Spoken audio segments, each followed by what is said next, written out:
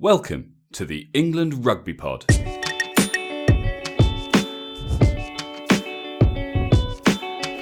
Thanks for downloading episode 101, as an understrength England side take on the Springboks at Twickenham in an attempt to finally put an end to their recent run of poor form. You're listening to the England Rugby Pod, the rugby podcast that believes England will win the World Cup in 2019. Hey guys, welcome to a pretty important episode. It's the first of the autumn internationals, England taking on South Africa, and of course I'm joined as always by Dan for this first of our autumn international live podcast series. Hi mate. Hello buddy, it sort of sneaks up on me. I say that, I mean we've been talking about this for a while, but I'm sat in exactly the same place as I was for the third test, and my missus is sitting in while she's been sent out for the day. Good, that's what I like to hear. There's quite a lot to talk about today. We've got the usual, got some reviews to read out. We've got some questions, some interesting questions actually from some of our listeners that we're going to discuss. Obviously, we need to talk about the team.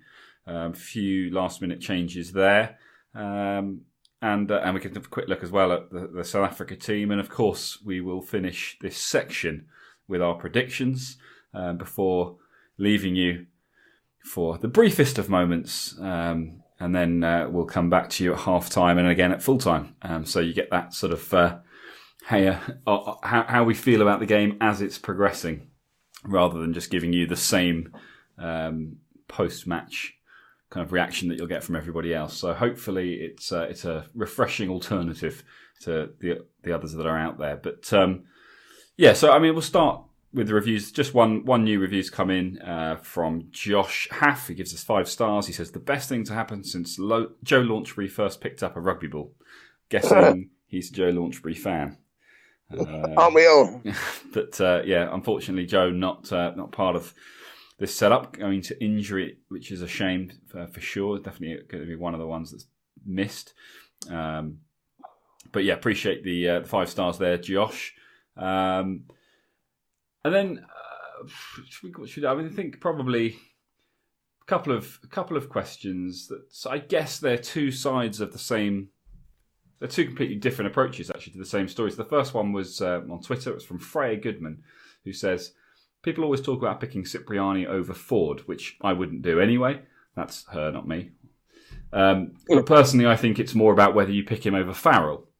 In my opinion, with those 3 players, there are only 4 possible combinations for playmaker. Ford at 10, Farrell at 10, Cipriani at 10, or Ford at 10 with Farrell at 12.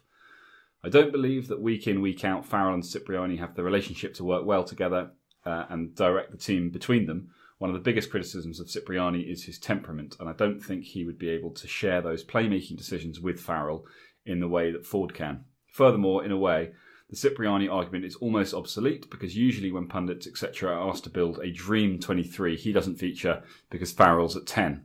Do we really want to try and develop a new playmaking axis less than a year before the World Cup? I think stick with Farrell and Ford either together or just Farrell at 10, which is obviously it's obviously what Eddie's gone for today. Yeah, so that's interesting. And before we comment on that, are you going to go on about the other one from either the Facebook one? I am, but I want to. Let's have a quick chat. Well, yeah, no, I see what you're saying. Okay, yeah, let's do that one too. I won't read all of that out because that is a long one. But it's very. I really like this one. This was interesting. It's a very interesting one. Yes. Well, let's see how we get on. I might end up reading it all out because it is, as you say, it's well put together. He says, "Hi guys, I've been listening to the pod for a while." This is Peter. What's the guy's name again? Peter Bruton or Brutton. He says, Hi guys, I've been listening to the pod for a while and wanted to share my appreciation for your efforts. On the last pod, you discussed at length the dual captain role, and I wanted to throw in my thoughts. I believe the co-captain role is symptomatic of Owen Farrell having too much influence, which is detrimental to this England team. Grenade dropped. He's such a headstrong individual, I think he stifles the other players' voices in the squad. This explains the lack of other leaders, issues, and co-captain farce. As you previously mentioned, every other Tier 1 nation would just appoint a vice-captain, and Eddie Jones' hesitancy to do this demonstrates the influence that Farrell has over the incumbent captain Hartley. The second example of this is George Ford. When playing with Owen Farrell, his running game largely disappears, as does the influence a world-class fly-half should impose on test matches. By contrast, George Ford's form when Owen Farrell is not in the team on the team sheet is fantastic. Being a leader, running, kicking imperiously, for example, the Argentina tour, and obviously what he does with Leicester. The detrimental impact of Owen Farrell has led to the general public's opinion that George Ford wouldn't make a good bench option when compared to Danny Cipriani. Additionally, this may explain Danny Cipriani's omission from the squad, as he has an ego/leadership that would stand up to Farrell. While Owen Farrell is a fantastic player and should be in the team, I think his aggressive personality needs to be brought in check for the team to play to its potential. Thoughts? He says no need to actually read out my essay, but actually, as you start to go through it all, it kind of is necessary to share the entire thing, because it's a completely different opinion to anything that we've had to date. But it's very interesting. What were your thoughts on that? I think there's real value to that. I think there's some really good points. Whether it's quite to that level, but it is true. George Ford does seem to be somewhat. I don't know if it. In layman's terms, better when Owen Farrell isn't there. Yeah, he does seem to, though, doesn't he? Farrell does seem to overshadow him a bit. Yeah. Whether that's just the nature of the game plan, but for England versus the fact that he's not able to do that, but Farrell is a very dominant character with regards to he just commands respect, not necessarily because he's the loudest or anything, but he does command respect. And I think it's very true. Him and Cipriani, I think, probably would clash quite a lot if they're playing there together a long time. But interestingly, though, because of what the points that he's making here, and the fact that he's saying that Farrell's kind of dominance, if you like, needs to be brought into check.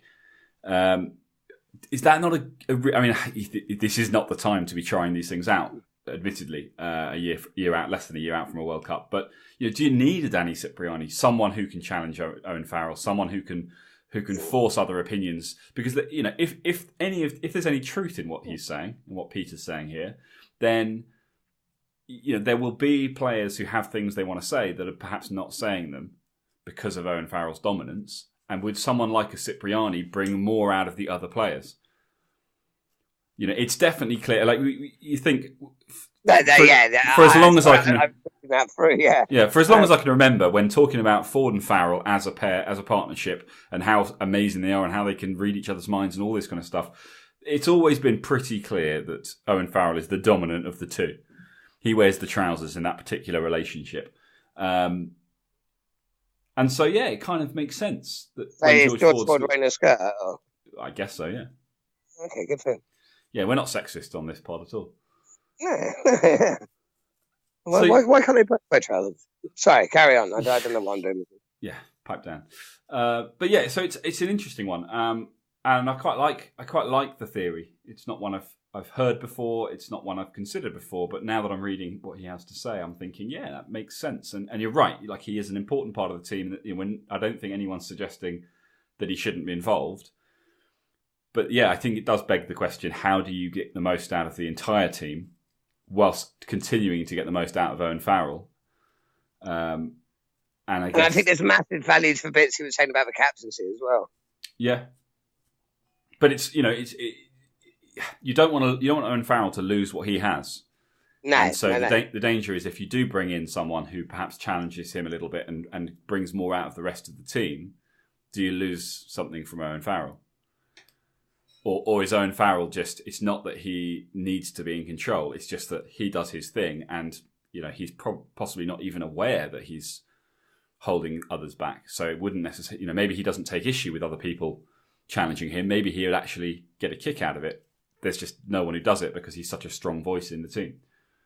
So it was quite interesting. I remember, and this is literally just popped into my head, I remember Jim Hamilton, the ex-Scotland second row, once saying, I can't remember whether it was via his podcast or via TV interview, once saying about Owen Farrell, because obviously they played together at Saracens, and saying that Owen Farrell used to get annoyed with people who didn't take things as seriously as he did. That's not to say people won't train as hard or anything, but if they aren't as sort of committed or dedicated as him, which is a hell of a commitment, Owen Farrell apparently can get quite frustrated with people. And I'm not saying that George Ford is more committed than Danny Cipriani or anything like that, but I can imagine George Ford would, let's just say, rile Owen Farrell less than Danny Cipriani. So that bit's interesting. But like you were saying earlier, do you need somebody to challenge that? Do you need somebody to sort of pull that in check? I kind of think you might do. Yeah, maybe. Or just don't do it at all. Or, just put Farrell at 10.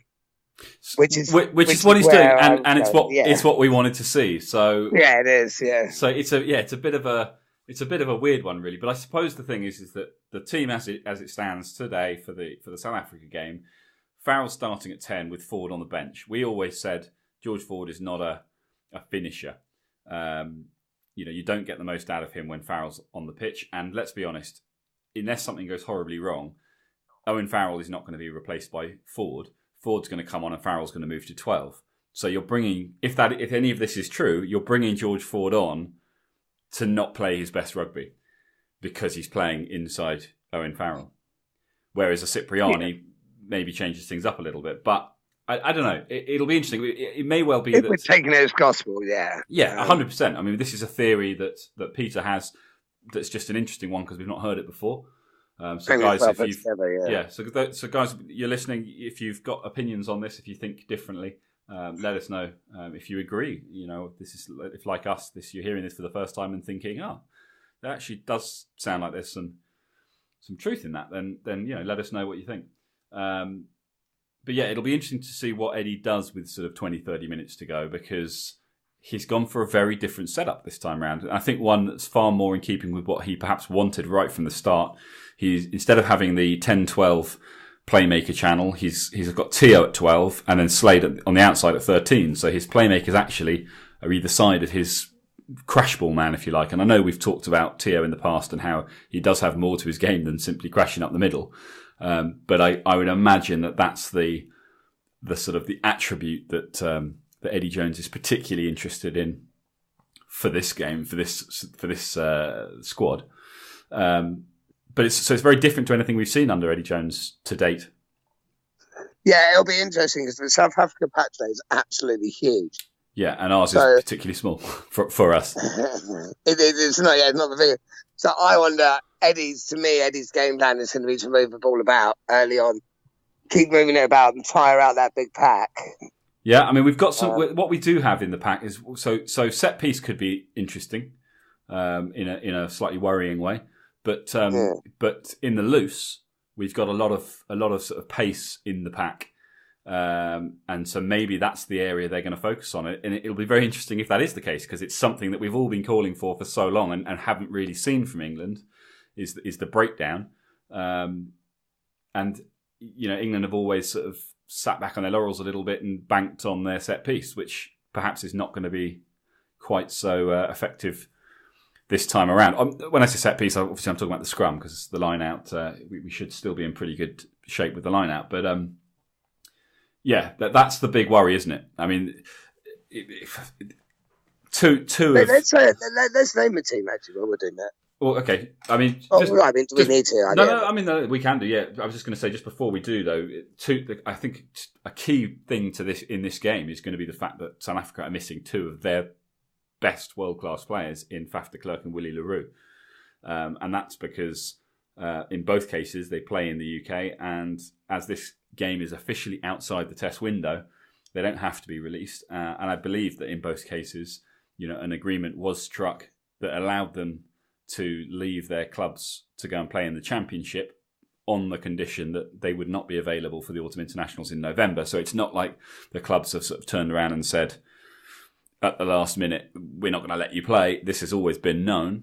But it does mean that South Africa are without, Faf de Klerk, who in the summer was, I think, the difference.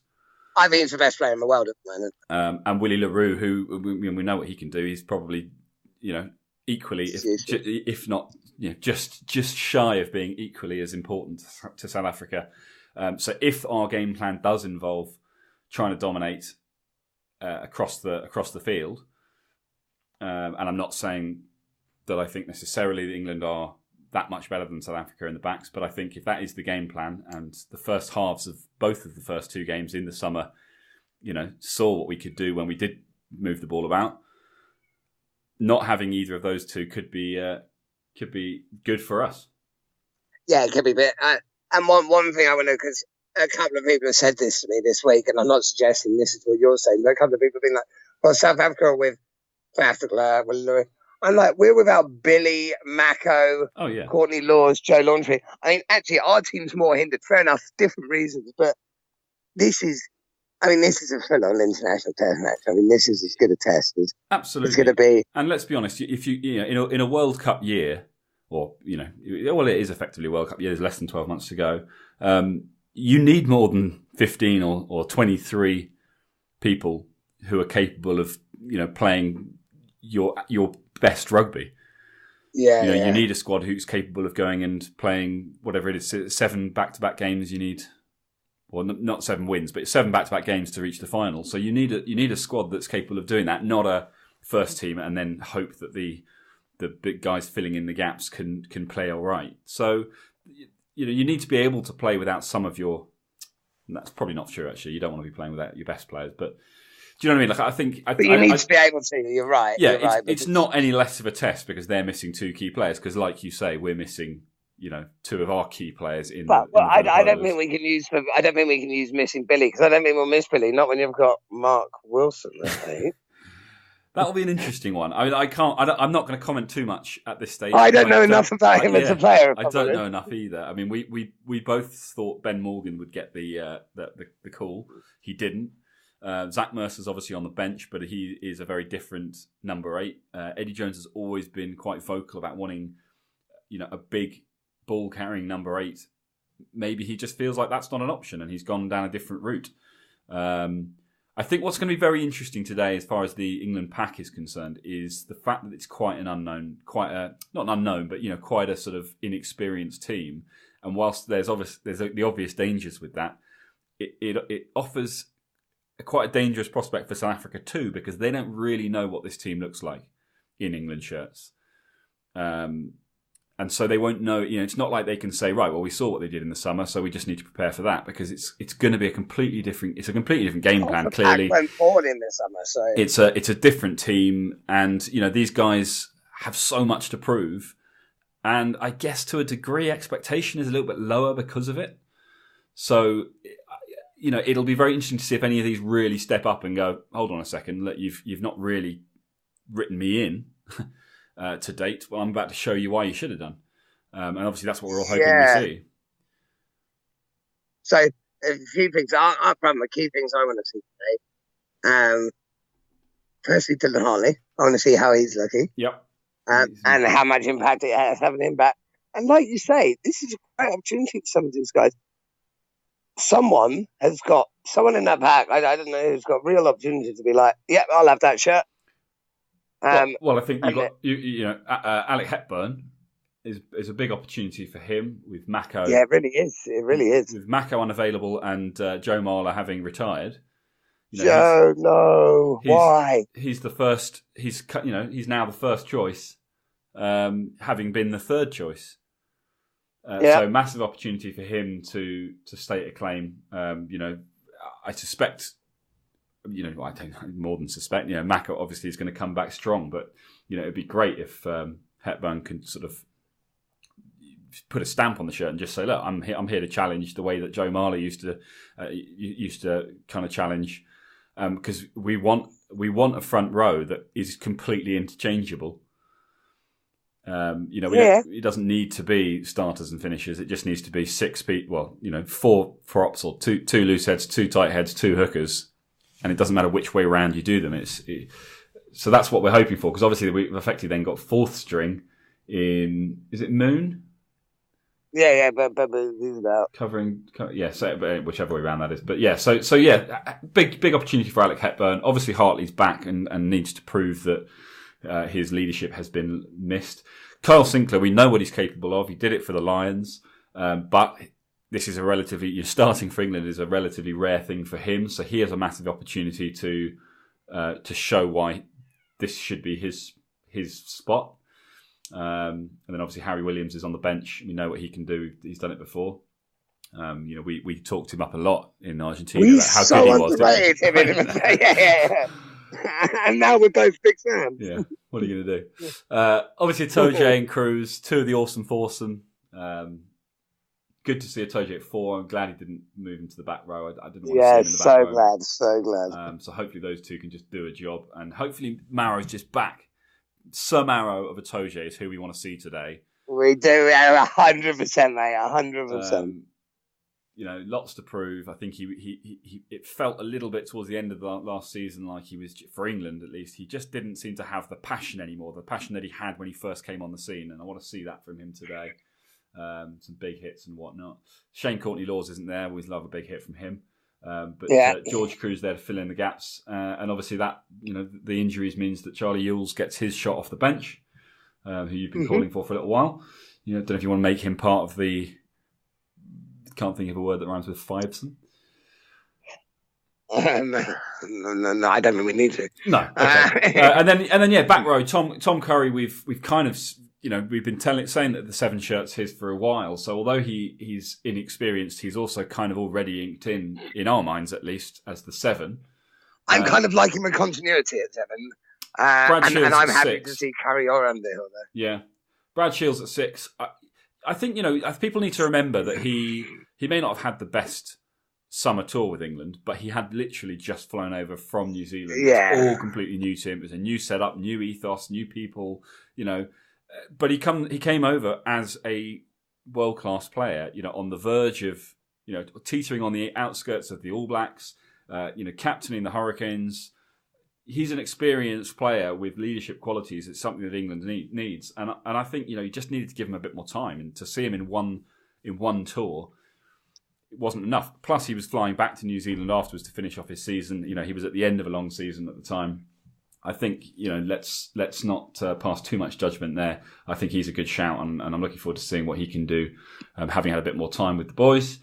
And then, the big question mark is Wilson at 8. And as I say, I don't know anything about him. So we shall see, what comes from that. I know enough about him to be surprised he's starting at 8. But that's not undermining him as a player. Yeah. I hope it proves me wrong. But then Zach Mercer, obviously, a very different type of number 8, but a big running, not big, a small running number 8. Very different. I guess, it'll be interesting to see how that works out, because the last time... Wilson... Go on, sorry. I think Mark Wilson is there because he wants a bit more just a bit more hardness. I think Zach Mercer, as a rugby player, you're saying yourself, as a tactical rugby player, is a lot better player than Mark Wilson. But I think Mark Wilson is just fucking hard as nails. Possibly. I mean, if we think back to the kind of the Eddie Jones heyday with England, 18 months, 2 years ago, we used to bang on about how much we liked the look of the bench, the finishers as they were known. They looked like they were going to come on and make an impact. And I know that it's difficult to do that with 400 odd caps injured, but I want to look at the bench and go, I'm looking forward to that 20 minutes when they come on, or that 25 minutes when they come on, because I can see they're going to make a real difference. I don't want it to look like they're just there to replace tired players, because I think the people on the pitch need to be able to play the full 80. These guys need to be there to come on to just change the tempo, to change the game. And it'll be interesting to see if that's something Zach Mercer can do, particularly if England have done a good job of, as you say, tiring out the South African forwards in the first 60 or so. I think that's where someone like Zach, and I think maybe that's why he's doing what he's doing. Let Wilson get in there and get dirty. And hello, can you hear me? Can you hear me? Hello. Can you hear me, Dan? I can hear you fine. Yeah, I can hear you now. Good. That was pretty weird of you. You need to keep holding the phone. Yeah, I am. I don't know what happened. Bizarre. Anyway, I was just saying, So Wilson there to kind of get down and dirty, and then bring Zach Mercer on to bring suddenly, just maybe score a couple of tries. That'd be nice. And then obviously Danny Kerr, we know what he can do off the bench. And then, so the other big news is obviously the injury to Manu Tuolangi. We were all super excited to see him on the bench, ready to make his first start in however long it's been. And he gets another little groin strain. So hopefully it's nothing too serious. Hopefully it's a bit of sort of cotton wool treatment. New Zealand's coming up. They want to make sure he's good for that game. You know, Eddie Jones has always been pretty vocal about the fact that, you know, he sees Manu Tuilagi as someone who can, you know, punch holes in a New Zealand defence. Maybe he's thinking, I don't want to take any chances. Let's rest him up. Let's make sure that he's fit for New Zealand. And there are obviously plenty of options. I say plenty of options, but you've got Chris Ashton, who's the other one that everyone's kind of wanting to see in an England shirt. Been 4 years for him as well. And I think this is good because when I looked at the team originally, there was no back three cover. So originally you had George Ford, you had Manu Tuilagi, and you had Danny Kerr as the backs replacements. Danny Kerr obviously scrum half, George Ford obviously fly half. They're the only two positions either of them's going to play. And then you had Manu Tuilagi. Well, he's not covering the back three. Yes, you could push Henry Slade into the back three, but he's not a winger. He's not a fullback, even if he can play there, if he has to at a stretch. So in some ways, Chris Ashton coming in, I think, makes it a more balanced 23. Yeah, but you're right. I'd like to see Manu as well. So, well, I just fingers crossed that it's nothing too serious. I know he's back training with them as of tomorrow. Tomorrow. So hopefully it's nothing too serious, and he train next week and be fit for New Zealand in a week's time. But and Owen Farrell at 10, of course, is the big change that we've been calling for some time. So I'm excited to see that. Excited to see how that plays out. Yeah. Although the last time this happened was the World Cup, wasn't it? Didn't Farrell get put at 10 and everyone made a huge song and dance about the fact that it was Andy Farrell's influence that forced it when it should have been George Ford? And didn't that? I think you're right. But Farrell's obviously a far better player now than he was then. Just the amount he's improved. Yeah, a lot's changed since then. It's not apples for apples or whatever they say. Never heard that, but I'll take your word for it. There you go. Write it down. I just have, mate. So there's some interesting things going on. It's going to be I think I'm really quite excited for it, and I think England have a really good chance. I think there's been a lot of doom and gloom around the England setup, but as we've said, you know, they're not coming off the back of a loss; they're coming off the back of a win. They're looking to rebuild a kind of a winning streak, and I, as I always do, have complete faith.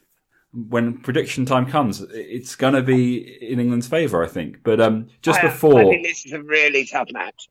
It is a tough game. I think with the South African pack, this is a really tough match. I'm still back in England, but I think if they win, it's a great result. Well, look, before we go to predictions and leave everyone for the anthems and the first half, we normally shit all over everything that Jerry Guscott has to say because we don't really like him. We think he's a bit of a nose. But he makes an interesting point this week where he clearly been listening to us. And this is talking about results. An awful lot of people saying if England don't win at least 3 out of 4, you know, it's curtains for Eddie Jones. It's a disaster. It's all over. And as he said, and as we've said, yes, of course, England need to beat Japan. Take them out of the equation for a minute, and I hope I don't rue saying that. If England were to lose against South Africa, New Zealand, and Australia, but put in good performances, you know, close games that they maybe just lose, you could look at that and say, yeah, of course, the wins would have been nice, but they were good performances with a weakened side, you know, a year out from a World Cup. They now, you know, and against the best teams in the world, they've kind of fought hard and they know where they are and they know what they need to improve on, and that's a kind of a good place to be. So it's not a good place to be. I disagree with that. I fully appreciate his point. If they put in really strong performances and show that they can compete, that is great. That is a good place to be. But if you lose all 3, that is very worrying, especially with Australia down in that rank. I think they're number 7 in the world now. They are. I think the thing to remember with Australia, and we'll find this out in 4 weeks' time, whatever it is. Australia are 5 from 5 losses against England. I think the last 5. Obviously, they've had a pretty poor showing in the Rugby Championship. They have a huge amount to prove. So there's going to be that element. I mean, we know that when you look at the names on the team sheet, they're a good team on paper. They've not been delivering, and it's you know, in the same way that England for the last 7 games prior to their win in South Africa, or 6 games, whatever it was. We know they're a good team on paper, but they weren't performing, they weren't delivering. Australia have the ability, with the team that they have, to put in a performance where even a strong performance for England may not be enough. That's not to say that I don't think England are good enough to beat them. Obviously they are. So I guess my point is that the result at this stage in a World Cup campaign is less important than the performance. And that's what we think we have to remember. We want to see strong performances from this England side. Yes, we want wins, but if we don't get them, let's not all start saying Eddie Jones has got to go until we've judged the performances of that team. Yeah. We need to see what happens, but it's good. But let's crack on. I'm keen to get going. So, what are you saying? Talk to me, Ackers. I'm not going to go scoreline because I've given up trying to work out whether or not all the chat about defence and letting in too many tries from. It's really tough to judge scoreline, and then looking at what's happening in our Premiership. So I suspect it will be reasonably high scoring, but I'm going to go England by 7. Interesting. I'm going to go England by 3. Okay. I reckon 50 to 60 points scored in the game. Yeah, that sounds about right. Somewhere in that vicinity. So yeah, obviously we're back in England. We with England Rugby Pod, that's what we're here to do. But I believe it. I believe it's possible. I believe that they can do it, even with a weakened side. I think there's guys there that are going to be leaving nothing on the pitch. Yeah, that's the right saying. There you go. That's the right saying. And that's what we want to see. So it's going to be a good one. We're going to leave you guys now, but of course. We won't be. Yeah, I think you're going to hear some anthems. Settle in for the first half. We'll be straight back after the first half to discuss how things have looked and whether anything that we've discussed in the last sort of 20 minutes or so is coming to fruition. So we will see you then.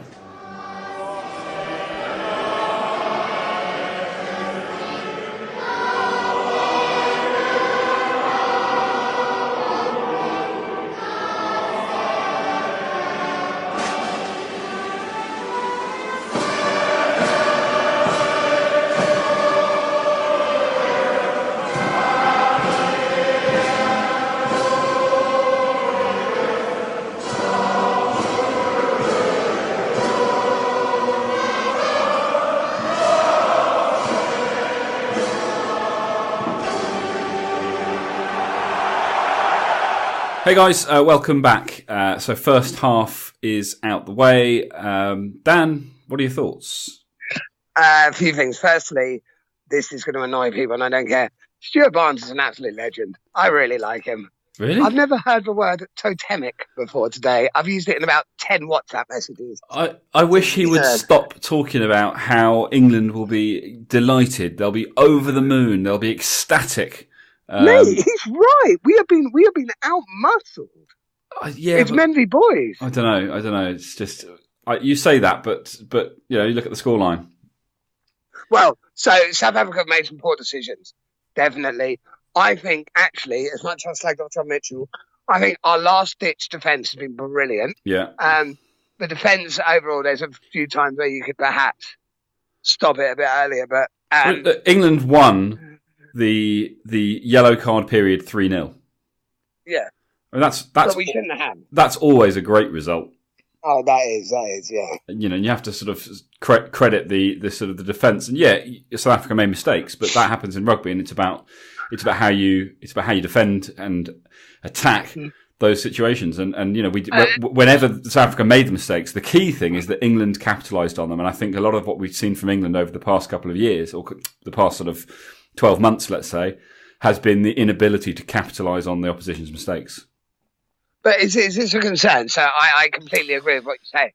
We've had 2 opportunities in the whole game, realistically, and we've taken them both, so we've capitalised. But the fact we've only had 2 opportunities. Yeah, no, I agree. We've had maybe 15 or whatever. Yeah, it's. I don't know is the answer. I think on the one hand, I want to say this is a team that went toe-to-toe with New Zealand in a high-scoring game and beat them the first time and narrowly lost to them the second time. And we should be doing it. And we're currently 2 points adrift. It's not good enough.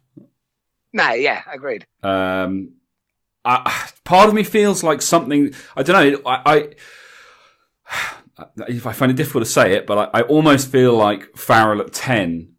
I don't know. Maybe it's Tio's not. To me, he's not offering enough in attack. Like he's playing. I think he's playing brilliantly in defensively. He's been really solid, causing problems in the middle. But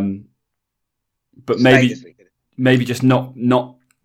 He's not damaging. He's not He's not punching holes, which is kind of what you want from him. I don't know. It's probably too soon to kind of judge performances. I think, rugby generally these days comes down to the last 20, 30 minutes. And the key thing is that you have got to be in the game at that point. There's that.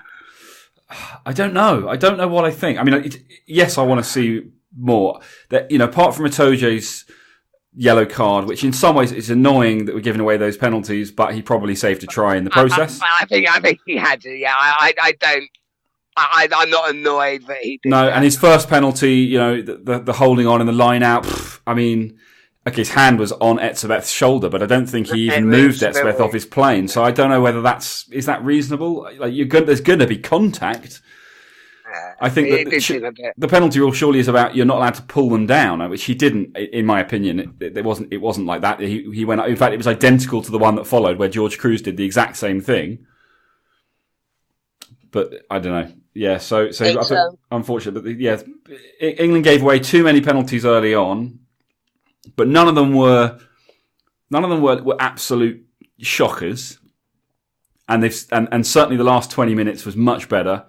The scrum, everyone thought we were going to get absolutely dominated in the scrum, and apart from that one, the scrum's been pretty solid. Now I don't know if that's just South Africa not competing. Yeah.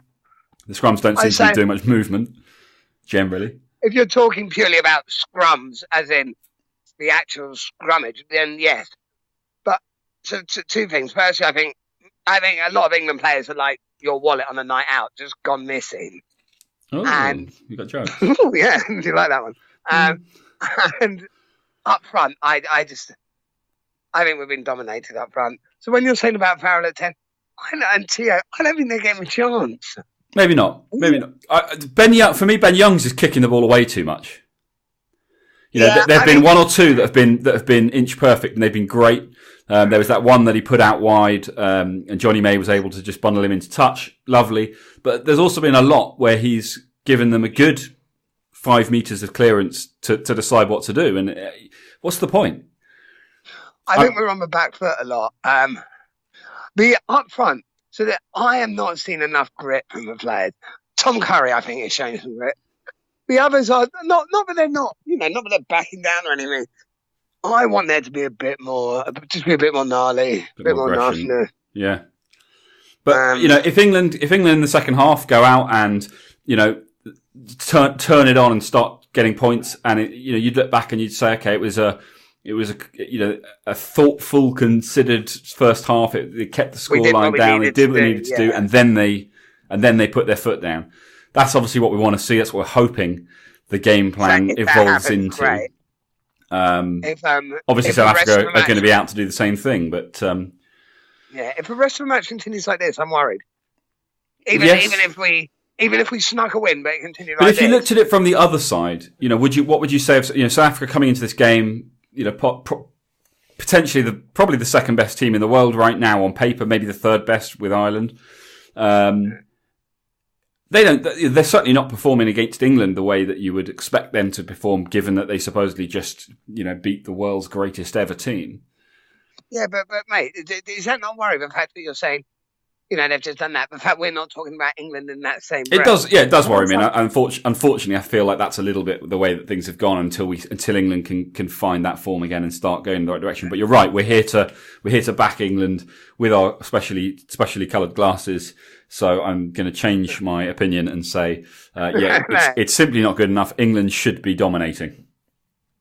Yeah, we should be. To answer your earlier question, I'm a South African fan right now, and this was South African rugby pod, I'd be saying we should be 15 points up. And therefore worried. Right, if I was a South African fan, I'd be like, we should be 15 points up. We made poor decisions, but we're dominating the game.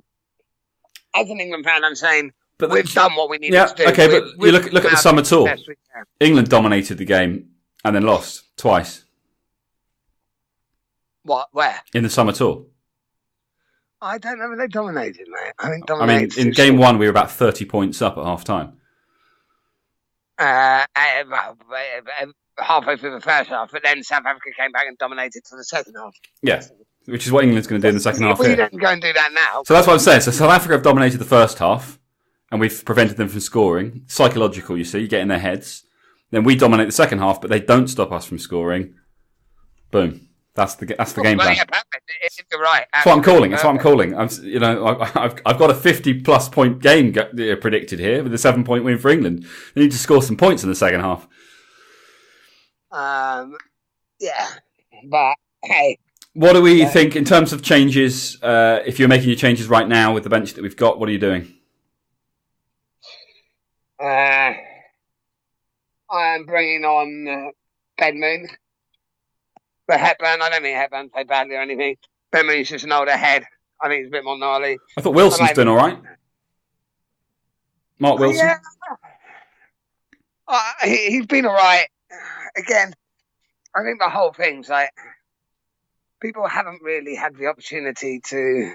It's been such a kind of showcase themselves. Yeah, it's been such a sort of weird game in the first half that it's difficult to really pass judgment on individual performances at this stage. I kind of need the full 80 to decide what I think. Yeah. Well, it's been nice. Given that we have quite a small amount to discuss here then, and we seem to be struggling to come up with any real explanations for what's going on, should we which is always what we should we leave everyone to watch the second half and then come back and do this properly once the game's finished and we've got a result? Let's do that, shall we? Sounds like a plan. Guys, join us again in moments, and we shall see. We shall see if our predictions come true. We'll keep our fingers crossed.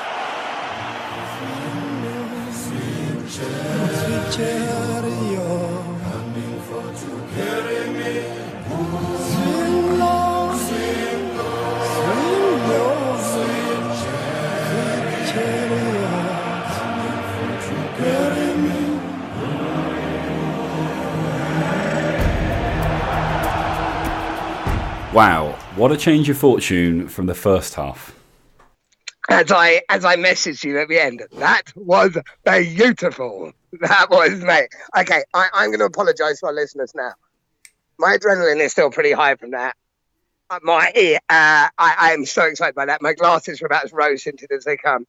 I am going to be hugely biased for this bit. That was a great win. It was. Mate, the only annoying thing is you called it spot on at half time. Yeah. That's what's going to happen. That's the only thing that annoys me. Obviously, it would have been nice to have seen a try or two. Yeah. And we could have got some. The opportunities were there. I think, unfortunately, Elliot Daly let Johnny May down a couple of times when there were opportunities. Yeah. And Johnny May walks into any team in the world. Mate, I thought that halfway through. He's so good. I don't really it kind of snuck up on us. Like, he was always quick and always good. It kind of snuck up upon us. He is now one of the top few wingers in the world, for sure. He's a guy who, if you get him the ball in space, doesn't matter where you are or who's in front of him, you're thinking there's a chance. Do you know what it is? I think the fact he is so dumb, and I say this respectfully, just means he doesn't overthink things. He's just like, I'm going to run. Where's the space? I'll run there. Right. So talk to me, Dan. Talk to me about Mark Wilson, who in the first half you said he's all right. Man of the match, right? I'm glad you brought that up. Yeah, I'm glad you brought that up. As I said actually before the start of the match, he's hard as nails. So that first half was all about just holding on the resistance. It was going to open up. He's hard as nails to do it. I do think Zach Mercer added massive a lot when he came on. Yeah. And that's good as well, because I think that sends the message. Well, it sends the message to Eddie Jones that, a big ball carrier, don't get me wrong, we want Billy back, but a big ball carrier isn't the be all and end all. So there are other opportunities. I don't know, is that sending the message to him or to us? maybe he's already always known that. I think that's spot on. Mate. It's sending a message to us. During the week, I know you listened because we spoke about it. Listening to the BBC Rugby podcast when they were out in Portugal, the amount England and Eddie Jones have been beaten up over the last few months by everyone, ourselves included to an extent. And then you hear that interview with them, and they were so jovial. They were all bought into it. Today, some of those hits, the attitude of the England team was absolutely spot on. So the fact that everyone's having a go at them, they're just getting on with it. And that looks like a really bonded team, like a team who wanted to play and win together. I was really impressed with that. But the second half, so that there is the big question of what went wrong in the first half. And that's what they need to get right, because New Zealand aren't going to let them off in the first half. So even if they can put in a performance like the second half next weekend, you can't do that if you're 20 points down after the first half, because you weren't given kind of a free run. So they need to obviously sort out whatever went wrong in the first half there. I think we were out-muscled in the first half, and we didn't take it to them enough. Yeah, I mean, you mentioned big hits. Talk to me about, because it's going to be debated massively on social media. Anyone non-English is going to be saying it was fine. Is going to be saying he didn't rap, and anyone English is going to be saying it was absolutely fine. What would we be saying if it was the other way around? We'd be saying it was an absolute disgrace. He should have been sent off, and it should have been penalty. We both know that's what we'd be saying. But I think Owen Farrell actually cleared it up very well. He was running hard and fast at him. Owen Farrell hasn't charged into him. He stood his ground. Let's watch it. Owen Farrell stood his ground, dropped his shoulder. I think that's okay. I mean, he's got lucky because he was very close to shoulder on chin, which, regardless of whether he rapped or not, would have been a red card. Yeah. And his right arm doesn't wrap. Now, maybe because the shoulder gets in too quickly and it prevents the arm coming forward, but it's going to be debated a lot. I mean, obviously, the fact is it went to the TMO and the TMO made the decision. So, and there's no guarantees the kick would have gone through, but you assume that it would have done. It was a match-deciding decision. And the reaction from him once the decision was made was brilliant to see. It just shows that passion, and that's what we felt like England lacked a little bit of. Certainly, in the summer and towards the end of last season. So, that we just great result. Obviously, not the big high-scoring game that we predicted. Well, no, hang on. I said 12-11 to England. Did you? Not out loud, but I'm pretty sure. I'm pretty sure I meant that. Well, out loud, you predicted a high-scoring game, as did I. Out loud, I predicted a 3-point win to England. Did you? Yeah, I did. Yeah, I genuinely did that. Anyway, we both thought there'd be some tries. There was one try in the first half, but just exactly what England need. And as Sir Clive said, it was such an important win because it sets up the autumn internationals. A loss against New Zealand is acceptable; they're the best team in the world as long as the performance is right. But South Africa was always the sort of the one that we kind of needed to win, even though we were the underdogs. So let's make no mistake. This was a huge win. So that's what I mean. I know people will. Yeah, no, I know, but I know people will almost write off what I'm about to say. But there are a couple of times where the team sized up. The South African team, for a man, were huge. In the pack, were twice the size. And then that scrum when England won a penalty in the South Africa bit, and they all went mental. And then I think there was a kick-off or something. Farrell kicks it. And one South African just sprinting back full pelt. And two of the boys, I think it was Jamie George and possibly even Wilson, just sat him down. Yeah. Like the energy and the commitment to just actually at the end. I think what was interesting was when England started to fire, when the pace, when things quickened up and they started going, they were loving it. It was aggressive. Yeah. It was fast. In the first half, it was all very slow, and They overthought things and they kicked everything away. And when they started running ball in hand and putting pressure on South Africa, England were a different side. And that's the England side we need to see for 80 minutes. Or 60 minutes. You know, fair enough, take 20 minutes just to get a feel for the team you're playing. But that we want to see that, you know, throughout the game, not just in the final throws. Because obviously if you've given away too many points early on, it's going to be tough to get them back against a strong side. What a result! Oh mate, what a result! Did you see like Farrell's kit when they described it as Wilson there? And they're working with Johnny Wilkinson. Yeah. Did you see the match when they flipped the screen to him to show him there? That guy is the most perfect human. He is just beautiful, and just everything about him is awesome. I love the fact he's involved with the kickers.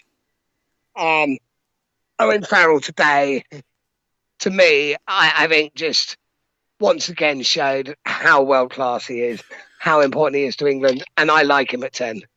I was just about to say to you, what did you think about once George Ford came on at 10 and moved Owen Farrell to 12? Do you think it changed anything? Yeah, so when the game opens up and England are on the front foot, I think that's a good option. So it's almost justifying the decision to leave Cipriani out in saying that actually when Farrell is at 12, George Ford is the better man inside Owen Farrell to enable Owen Farrell to do what Owen Farrell does. I can't completely change my mind. I said Cipriani all the time, and I think I sit by that. But I think Cipriani could do exactly the same. But that's, you know, we're talking here one specific moment, like when the game at the end is opened up, it's tight. George Ford can help, but I think Cipriani could as well. But I think Cipriani can also help in other scenarios that we didn't see today. Were you surprised to see Jack Nowell come off? Like, I know he wanted to give Chris Ashton a run, but obviously in a really tight game, I thought Jack Nowell was playing brilliantly. I wonder if that's about not having much game time. What, bringing Nowell off, you mean? Yeah. Maybe, but I thought he was playing really, really well. And well, who are you going to take off, Nowell or May? No, 100%. You, if you're going to take one of them off, you've got to take off Nowell if it's going to be one of the wingers. And I think it had to be if you're going to bring Chris Ashton on. I want to see Chris Ashton playing, but it just, I don't know, it seemed like, I mean, Clive Woodward said it when Dylan Hartley came off. You know, Hartley had been playing brilliantly, and you're taking him off just because that's what you do at 60 minutes. But actually, he's playing so well. Is that the right call? Well, I mean, Jamie George played. Yeah, I mean, Jamie George played well when he came on too, and maybe that's the beauty of having a. Maybe that's that's the ultimate goal, is to have a squad where you're taking players off that could stay on, because the people you're bringing on are just as good, if not better, because they're bringing something slightly different. Yeah, it's one of those that's so tough. You bring them off and it doesn't work. Yeah, you look like an absolute moron. Today, every substitution just added a bit more energy to England. Like, they were proper finishers today. And everyone, even if it's not necessarily that them as a person did something brilliant, but just the spirit of the team, it all added. Yeah, and you just sense more energy every time someone new came on. Right. Well, so, I know that you don't like it when you know all the calls that I make come true and yours are all false. But you did say bring Moon on at half time, and nailed it. And that change was made at half time. And interestingly, he he did select the 2x to props the wrong way round. Like, Moon does start, and so you know, was that tactical? Do you think? I don't know. I think Moon will start next week. Do you think? I'm surprised he didn't start. I honestly don't know, actually, from that perspective. I mean, maybe there was a reason. I don't know what the thinking was, but it did make a difference. I mean, the boys in the scrum had it was a monumental task ahead of them, and they stood up and they delivered. Do we know what's wrong with Curry? Do we know if it's serious at all? No, but I like Curry. But obviously he's off, injured. It may be nothing. Do you know what? I suspect he's out for a couple of weeks at least. So in that case, what do we do at 7 next week? So I think we go possibly even the last three who started, possibly even Wilson, Shields, and Mercer. And then, what do you do? Bring Ben Morgan back? Yeah, possibly. So here's the thing. Actually, I thought Brad Shields did. I thought Brad Shields' tackling needs some work.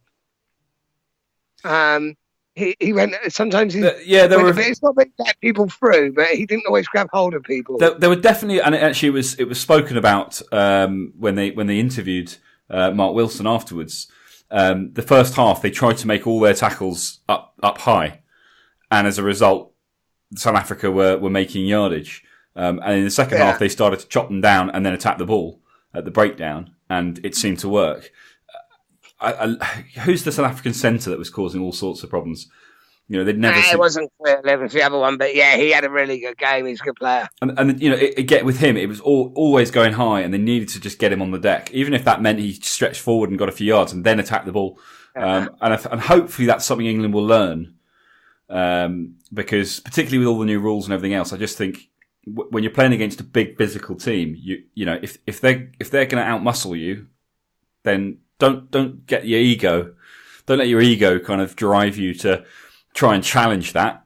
Work around it, which is what I think they did in the second half. In fairness, right at the end, Owen Farrell showed how to stop them dead. So maybe we just do but like that. True, but I don't want to see too many of those. That was close. That's typical. That's typical Owen Farrell, kind of slightly hot-headed. Could have gone either way. It went our way. Cross our fingers. Touch wood, and thank goodness. And as a result, it's a bit like kicking for the corner when you could have taken points, isn't it? It's like when it pays off, you're a hero. It's interesting. It's interesting that you say that. It's something we harp on about like a lot. South Africa have taken the points when they should have. They would have won. True. But I don't know. I think South Africa in hindsight, beautiful thing. But I think South Africa were right when we were down to 14 men. And they were camped on our try line. Mate, I completely disagree at the time. I was like, you're on top of us. Why would you not just change that? Why would you not just guarantee those 3 points?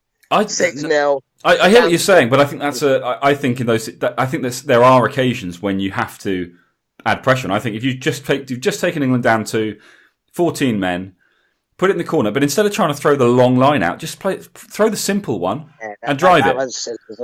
Throw the simple one and drive it. And they didn't. Each time they went long, and they just overthrew it. So, when pretty much every other line out they made 5 yards, 5, 6, 7 yards, and that's all they needed to make to score the try. If England were ever in that position, I want them to take the points. I'd have been angry if England. I want them to, but I'm not convinced that they would if they were a man up. But anyway, it's that part of it's kind of irrelevant. It's done now. But it's easy to look back, and they will no doubt look back and go, "Oh, we left all these points on the table," but ultimately it came down to just not being. They didn't take advantage in the first half, and England were better in the second half. Yeah, England look good. Welcome back to top level international rugby, England. Looking forward to next weekend. Would you see Manu come in for Tio, or did you think Tio did enough? I thought Tio did all right. I don't know, mate. I don't know. It depends. I felt Tio was. He's a bit like Nathan Hughes. You expect him to be to punish anyone he runs into, and he doesn't. Oh, no. Sorry, buddy. Can you hear me? I've lost you. Yeah. I was just saying he's a bit like Nathan Hughes. Oh, yeah, I'm with you, yeah. So, Nathan Hughes, you look at Nathan Hughes and you think, he's going to be just like Billy Vunipola. They're like for like. He's going to get the ball and smash through people. And for some reason, he just doesn't. He gets knocked backwards and he doesn't stop people dead. And then Ben Teo, you kind of think, he's going to be like Manu. He's going to smash through people. And he just doesn't. He gets stopped dead. Yeah, he tried to put in a couple of big hits. He got bounced off. He tried to break through tackles and he got knocked backwards. I don't know. I feel like I think that's a bit unfair. I mean, if he's in, I'm saying, if he's in there to be a crash ball man, or if that's a big part of what he's doing there, I don't think he's succeeding on that front. But I don't think that's his fault. Like the defence can just Manu, quite frankly, in those positions wouldn't have smashed through if he'd got in the same thing as Tio because the defence was just so lined up. We have hindsight on our side and rose-tinted glasses. Manu would have smashed through and scored a hat trick. Exactly, and that's what he's going to do next week. Exactly. Right, well, I mean, Yeah, elated is probably the best way to describe that. All the haters, basically saying if England don't win 3 out of 4, they might as well send Eddie Jones packing and they're rubbish, and 1 star for the England Rugby pod because England Rugby don't play very well and all that kind of stuff. It's now 2 from 2. Yeah. Both against South Africa. Against a very, very good team. So, onwards and upwards. There's only one direction to go. Well, actually, no, there's 2 directions to go in now. But, massive game next weekend. Another one where they're going to be the underdogs. But huge amounts to prove. And I don't think it's a done, by any stretch is it a done deal. I think England are more than capable of turning over the All Blacks. But they need to sharpen up, and we need to see more of that second half performance throughout the match. And I can't wait to see if they can do it. Come on, boys. That was awesome. I'm so happy. And yeah, next weekend. Are we going to do a pod in the week? I think we'll probably need to do something, won't we, just to sort of see where we are. And maybe we'll leave it till Thursday once the team's been announced. We'll play it by ear. But guys, thank you so much for joining us again. I hope you enjoy this autumn international series with our semi-live episodes. Get in touch with us. Let us know what you think. If you disagree with anything we've said or you have any other thoughts, we've obviously had a few this morning. A few kind of points from you guys that have been really interesting. So we love getting those kinds of emails from you. So that's englandrugbypod@gmail.com, or you can reach out to us on social media @englandrugbypod. And of course, as we always ask, please head over to iTunes, drop us a review, give us a rating if you haven't already done so. It's always nice to hear what you guys think. But big week ahead, massive weekend next weekend, huge result today. We can't wait to have you guys back.